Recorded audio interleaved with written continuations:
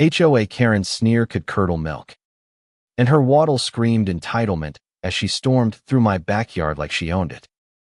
By the time I caught her, bolt cutters in hand, my power was dead and so was my patience. It started with a flicker. My lights dimmed, then died, plunging my small rental house into darkness.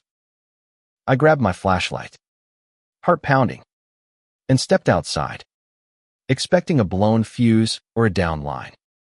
Instead, I found HOA, the neighborhood's self-appointed dictator, standing over my power box, her meaty hands gripping bolt cutters like a villain in a bad movie. The cable to my house dangled, severed, sparking faintly in the dusk.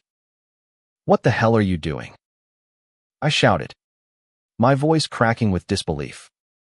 She didn't flinch. Instead, she turned, her chins wobbling, and fixed me with a look of pure disdain. "Your shed's an eyesore," she spat. "It violates HOA rules. I'm fixing the problem." HOA wasn't just any neighbor. She was the HOA president, a woman who'd turned our quiet cul-de-sac into her personal fiefdom. At 300 pounds, with a perm that screamed 1985 and a voice like a chainsaw, she terrorized everyone. Late on your dues. She'd slap a lien on your house. Grass too long. She'd fine you $500. She once tried to ban my dog, Rufus, for excessive barking. Rufus, who's deaf and hasn't barked in years. But this, cutting my power, this was war. I wasn't alone in my rage. Across the fence, Javier and Lisa, my neighbors, had heard the commotion and joined me. Javier, a wiry mechanic with a temper, pointed at the cut cable. "You're trespassing. HOA. That's vandalism." Lisa, a soft-spoken nurse, clutched her phone, already dialing the police. HOA just laughed. A guttural, mocking sound. "Go ahead. Call the cops," she said. "I'm the HOA. I'm untouchable." She tossed the bolt cutters into the grass like they were a used tissue and lumbered toward her SUV, parked illegally on my driveway. By the time the police arrived, HOA was gone, but the evidence wasn't. The severed cable, the bolt cutters, the tire tracks left a trail even a rookie cop could follow. Officer Daniels, a grizzled veteran, took one look at the scene and shook his head. "This ain't her first rodeo," he muttered, jotting notes. He asked for my security camera footage, and I handed it over, my hands shaking with fury. The footage was damning. HOA, clear as day, sneaking into my yard, cutting the cable, and even flipping off the camera like she knew it was there. I thought that'd be the end of it. A fine, maybe a misdemeanor. But HOA's arrogance had dug her a deeper hole.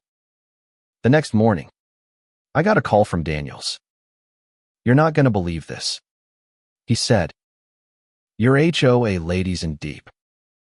We're talking RICO charges." I nearly dropped my coffee. RICO, the Racketeer Influenced and Corrupt Organizations Act. That was for mob bosses, not suburban Karens. But Daniels wasn't joking. HOA's little HOA empire was a house of cards, and my cut power line was the gust that brought it down. It turned out HOA wasn't just bullying neighbors. She'd been running the HOA like a criminal syndicate.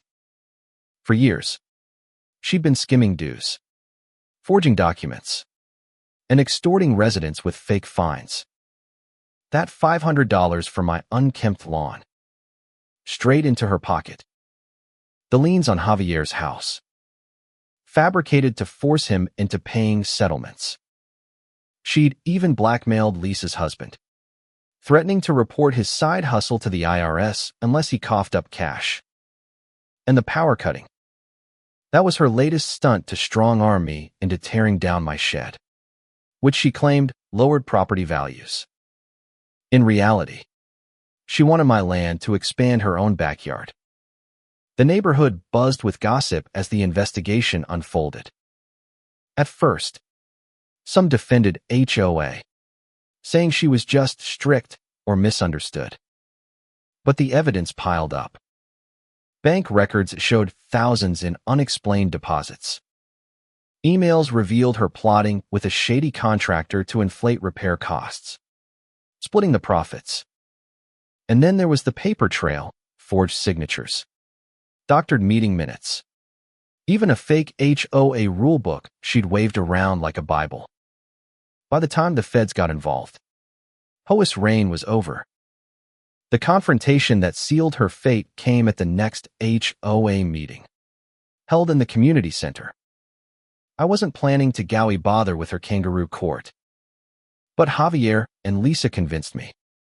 "We're taking her down," Javier said, his eyes glinting with righteous anger. The room was packed, every chair filled with neighbors who'd been burned by HOA's schemes. She strode in late, her usual swagger intact, but the air felt different. Tense. Electric. Lisa stood first, her voice shaking but firm. "HOA, you cut his power. You trespassed. You lied." She held up a photo of the severed cable, printed from my security footage. The room erupted in murmurs. HOA's face reddened, but she doubled down. "That's fake," she bellowed. "He's framing me." I couldn't stay quiet. I stood, holding my phone with the video queued up. "Then explain this," I said, hitting play. The grainy footage filled the room. HOA. Bolt cutters. Middle finger. Gasps rippled through the crowd. Javier piled on, revealing his own evidence, bank statements showing HOA's fines deposited into an account tied to her cousin. Another neighbor, Mrs. Chun, admitted HOA had threatened to report her undocumented nephew unless she paid $2,000. One by one, the stories poured out, each more outrageous than the last. HOA's empire wasn't just crumbling, it was incinerating. Then came the feds. 2 agents in dark suits walked in, badges flashing. "Ho Nguyen, you're under arrest," one said, voice flat but firm.